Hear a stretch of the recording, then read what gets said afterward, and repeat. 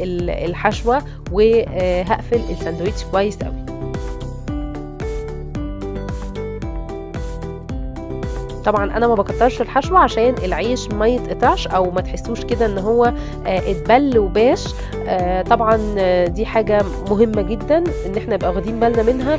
حتى كمان لو لاحظتوا ان انا ما ضفتش طماطم، اللي حابب يضيف طماطم يضيف، بس زي ما قلت لكم الطماطم بتبوش العيش شوية، فنحاول ان احنا نشيل منها القلب بتاعها او البذر بتاعها عشان ما تنزلش مية يعني.